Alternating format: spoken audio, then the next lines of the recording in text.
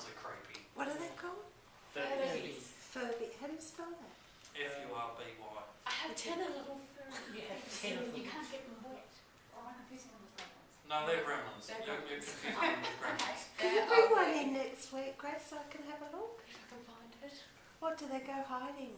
Well, Oh, we oh, packed them in a box Oh, and we okay. put them in the storage shed. Oh, If you go into Target in town, there's a whole bunch of Oh, them in the okay. top section. okay. They re-released it with digital eyes. Yeah, moving eyes and They're not as good as the originals. the originals were cute. These new ones are just Creepy. Creepy. Don't they have personality development? apparently so. You can get them to say things As I and said, respond to you. creepy. That's fine. Sorry, we're just hijacking the presentation. That's good. Takes Early some time. childhood development practice. Okay, so the Furbies, about $30. And first we're speaking gibberish. Then they were developed to be pre-programmed for English phrases. Over 27 million toys were sold in 12-month period. So next, in 1999, we have Man's Best Friend. Gadget lovers develop a serious case of puppy love for Sony's robot dog called Ivo. The $2,000 mechanical mutt can navigate around a room and respond to limited commands. And then we got in 2000, we got Asimo, that we saw before, standing at 1.3 metres.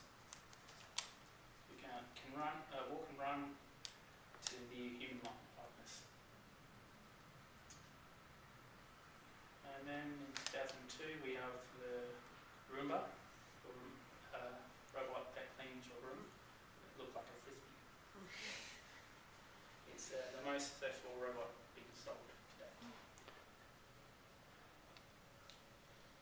And by 2004, the robotic industry grosses $1 billion in revenue in North America. In 2004, NASA's Spirit rover lands on Mars and begins exploration of the planet. It will keep up for 6 years after its original 9-day mission ends, and will travel over 7.7 kilometres. In 2005, we have Stanley crossing the finish line. Stanley is an auto-maneuver-driven vehicle created by a team of Stanford University.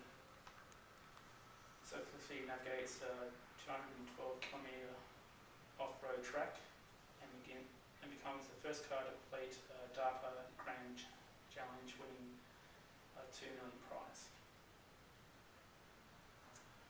In 2012, we have the Robonaut. It's the first robot to be in space, and it was on the International Space Station. There's a version 2 that came out as well. Lastly, in our history, we have the driverless car gets a license.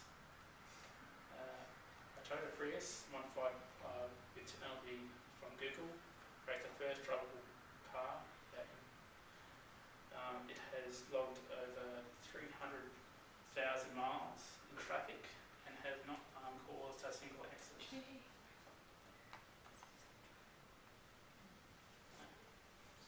Better driver than most of the drivers on the road. So the future. The future is uncertain. With libraries, robots can be used as help desk. They can answer questions. Now they can be used for shelving, as I'll show in a moment. And they can pretty much do any task in the near future and take over our jobs really much. So we'll be out of job. As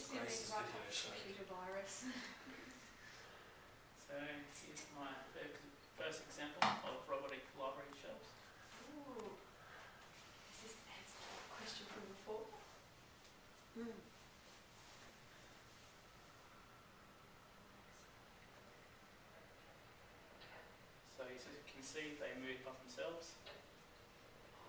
This is like Harry Potter. Harry So Potter. hopefully you don't get stuck in them. So they kind of resemble the wheel-based ones that you have in the back room of libraries. Like a compactor. Yeah. Yes, correct term's compactors.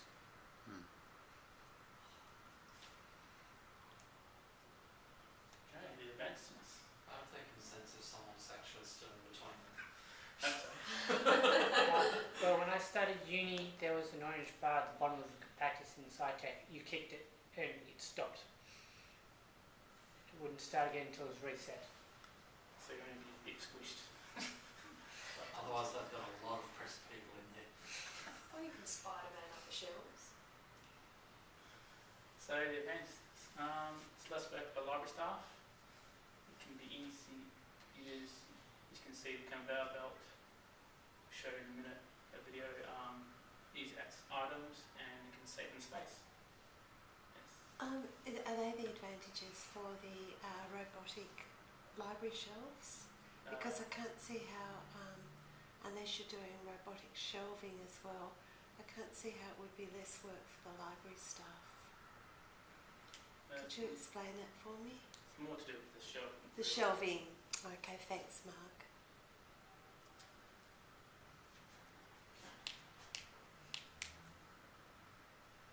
Disadvantages, it takes away jobs from library staff. Costing is a lot, I'll show you soon, and implementing, and maintenance probably take up time for delivering the books. So you probably have to shut down part of it to do maintenance. People will have to wait for their books to come.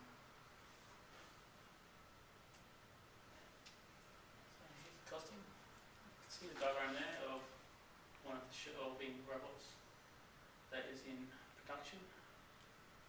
It can have a capacity of 3.5 million books and number of bins where you store your books is 24,000. Height can go up to 55 feet and delivery time is 5 minutes. But the cost is 12 million. Excuse me, may I ask about that slide? So can you explain that slide a bit better? I can't quite... Is the crane that yellow circle? Yeah. And that's got an arm going up to the particular shelf, and then there's an inset diagram showing the robot. Is the robot on the end of that crane, attached to the end of that crane in Yes. some way? Yeah. So the robot picks up the tray to where the book is, and then delivers it to where staff can access it. See number 3. No, I can't see the numbers. Can anybody else? Or you see the big Up red man, the top. the top circle. Is that 3? Yeah. So here's the staff collecting the book. Oh, I thought that was a robot. No, here's a robot down here. It's underground. Oh, okay. So you've got the whole underground is for ebooks, and on top is for research Okay. and reading. Okay. That makes sense. So the robot is part of the crane itself. Okay, thank you. So you have to go to a computer and look for a book and ask it to go grab it. Then the robot will grab it. Then look to the library staff to pick it up, and then you can go read it. And is it in very many libraries, or that was No, just the it's- one you could find? This is an American one, but I do have a video next of an Australian one. Oh, thank you. So, and this uses RFID as well for code. So here's the Australian Crow University Library, and I'll have a look at this video.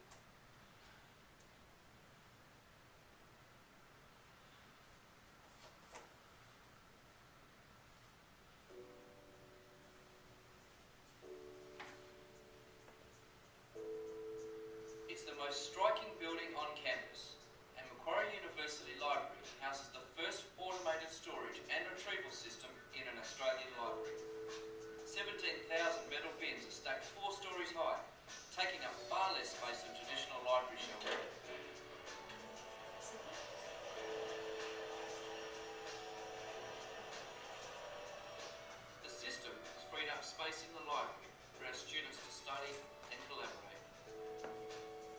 You can request items from the automated retrieval collection housed in the system, or help yourself to the most commonly used items that have been kept on library shelves.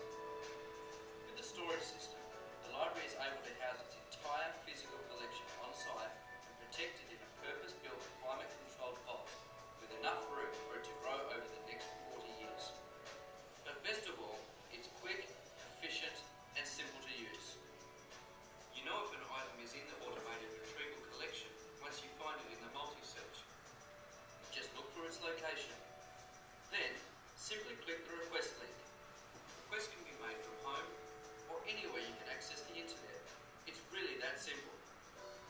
Your request is conveyed directly to the automated retrieval collection and a robotic crane will swing into action.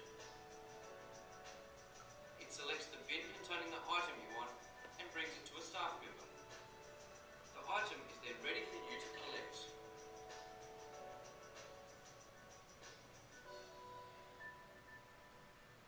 Macquarie University Library, a truly 21st century learning and research environment.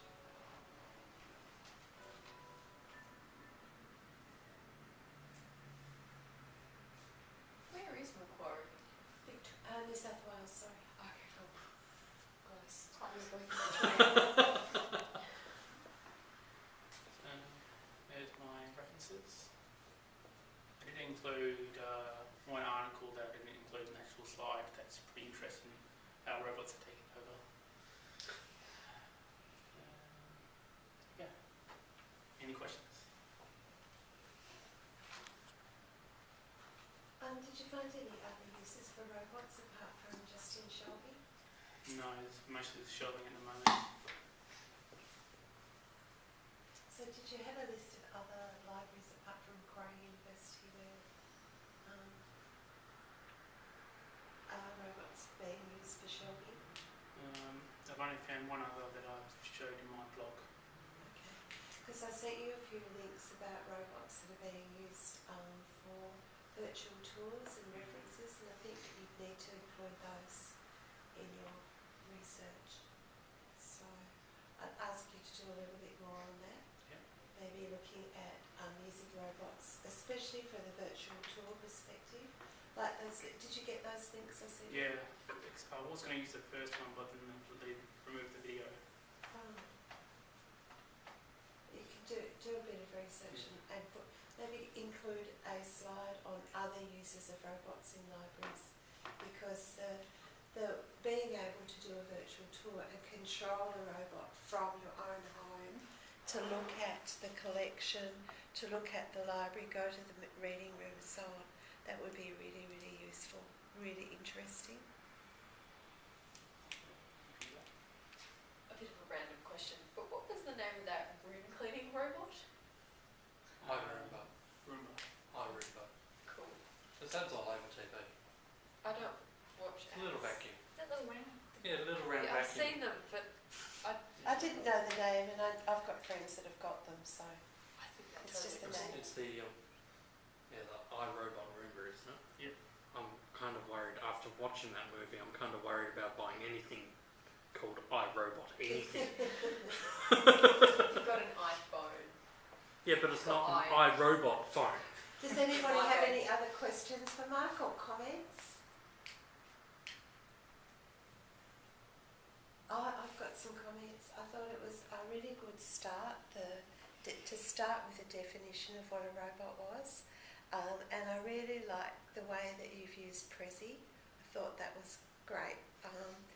I liked the fact of the history, but I found that slide, I couldn't read it, so Yeah. it was really good that you were reading it out I to us. don't know. I thought it was really interesting, the history. And I thought, fascinating to have the history. I liked the robot and the DVDs on display. I thought that was a really good idea to bring those. As I said, probably, maybe, I mean, the history was really good, but I'd love to see some more examples of robots in different areas. So my feedback would be, if you could include something on other uses of robots in libraries, because I know that they can use them for tours, but there could be other things that I'm not commenting on. So have a look at that if you wouldn't mind. Yeah. Do you have a feedback form for us? Yes. Excellent. Quickly from last night,